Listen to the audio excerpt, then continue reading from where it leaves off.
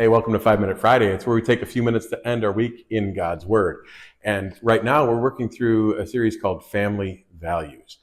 And that's really about, well, and hopefully it connects with you guys around the country that are joining us, because you can't always be here to hear the sermons. And so we've kind of taken some of our Wednesday night services and boiled them down a little bit. And so hopefully you found some benefit here. If you've been to those Wednesday nights, these will sound somewhat familiar. But the one we're focusing on today is what's at the heart of a Christian family. And for me, when I was growing up, we used to eat dinner together pretty often. And during the dinner hour, there'd be two shows on. One of them is Leave It to Beaver, and the other one was The Brady Bunch. Those were on half-hour shows back to back. And we'd be watching them while we were eating dinner. Around the dinner table, we had a little TV in the kitchen. Well, I thought about Leave It to Beaver is kind of what I think a Christian family looks like.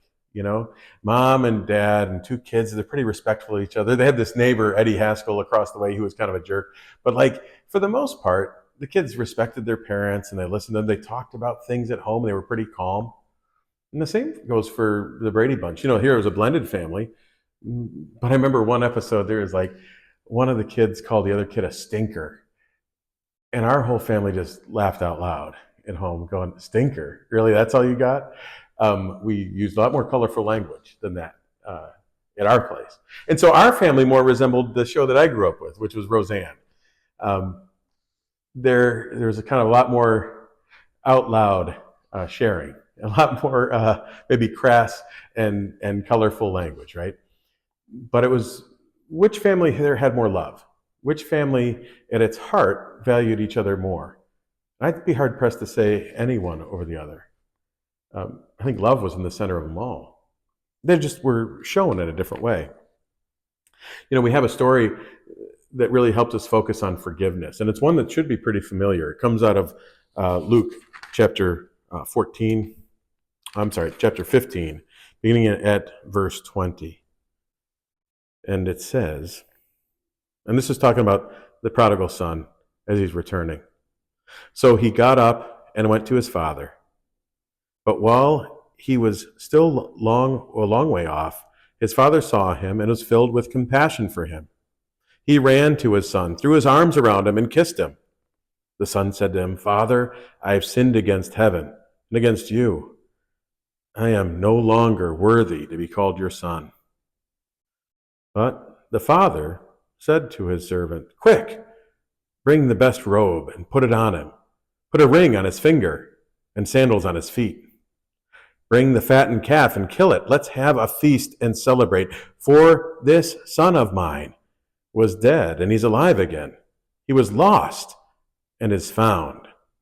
So they began to celebrate. From lost to found. You know, that's what at the heart of a Christian family, I believe, is forgiveness. It's being able to not only welcome your kids back with open arms, but it's running out to greet them. It's overcoming the obstacles. It's taking down those feelings of guilt and shame and lifting them up with words of encouragement and joy, love and support. Now, a lot of times, well, maybe sometimes, you have to keep up some firm boundaries because people have abused you, taken advantage of your grace and love. But whenever possible, keep that grace that we receive, that forgiveness that we understand, and model it for people, not just your family, but people that surround your family. Then they'll be able to see, how are you guys so different?